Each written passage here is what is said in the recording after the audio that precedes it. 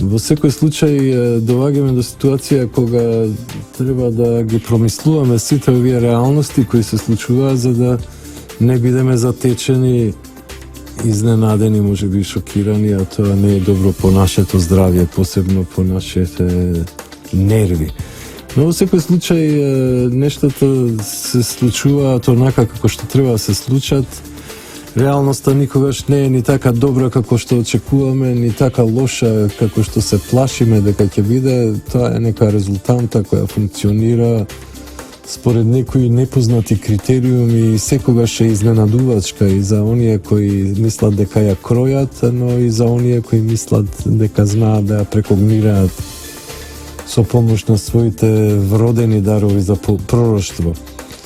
Но и едните и другите се само залажуваат затоа што постојат инстанции и структури кои се непознати на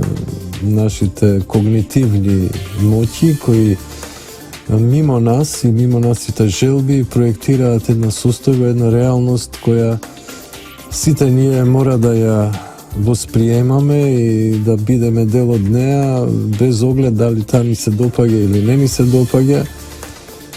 Ние во склоп со нашите преференции можеме да изгенерираме одредени состојби емоционални во однос на сите тие феномени.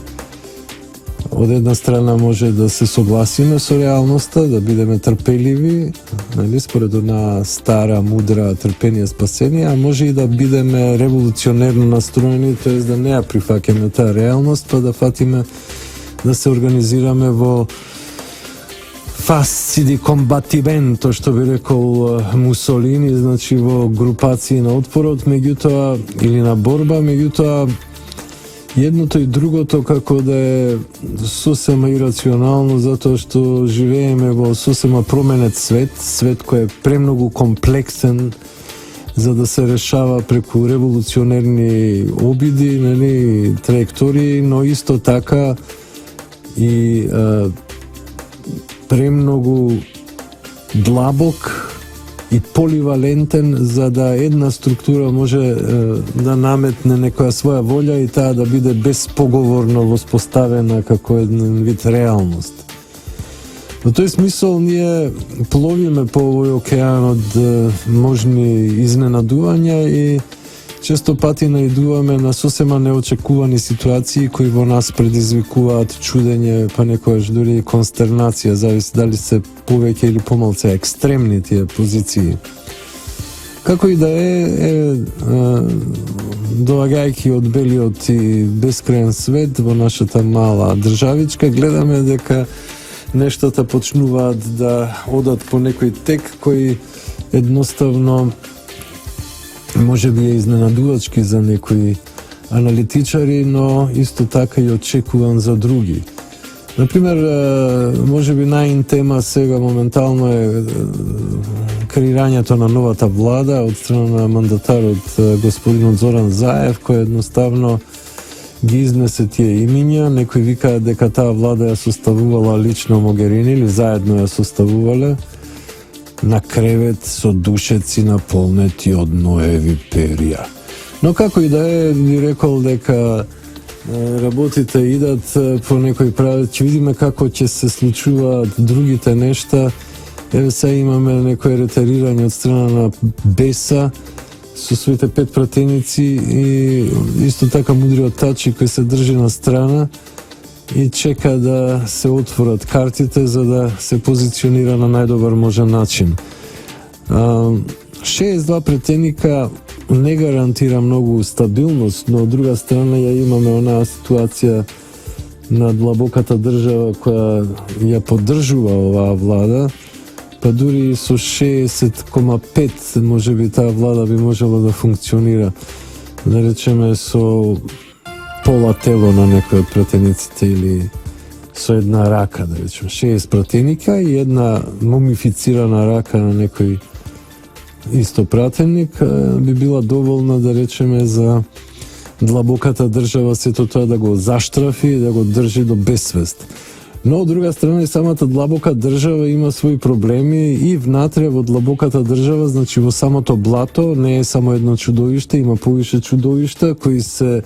борат за предоминација, но исто така и самите непријатели на чудовиштето од длабоката држава, тоест од мочуриштето, се исто така спремни и мислам дека нивниот капацитет е пораснат. Вака, сумирајќи ја ситуацијата, да прокопаме малце и да истражуваме што всушност се случи со БЕСА, зашто тие не партиципираат во оваа нова влада, кога може да добијат одредени позиции, да речеме на власт, некои министерски места и да ја зацврстат својата структура на тој начин, со тоа што ќе испумпаат одредени средства од системот и ќе ги употребат во разни сврхи, например пропагандни сврхи или исто така може да се воспостави една микрокорупција која би потегнала други структури внатре во таа партија, но едноставно тие одлучија да останат надвор и тоа можеме да го анализираме на две нивоа. Значи некој многу моќен фактор ги советувал да не влегуваат сега во оваа влада, прибидејќи таа влада ќе биде со кратко дејствие и за потребите на длабоката држава да го смени името на Република Македонија, те да ја набута во НАТО и после тоа таа влада ќе биде сосема неупотреблива. Прво пред народот ќе биде сосема компрометирана, народот ќе изгуби секаква доверба во таков тип на влада што ќе го смени името и таа влада веќе може да си потпише смртна пресуда во однос на политичката сцена. Поточно кажано, таа партиска, да речем, политичка структура ќе биде веќе тотално ирелевантна на македонската политичка сцена, но втората, конкурентот, нели, опозицијата визави оваа позиција, најновата позиција, која би дошла природно како реакција на народот поради таква една продавничка, да речеме, капитулантска политика, ќе зацари, ќе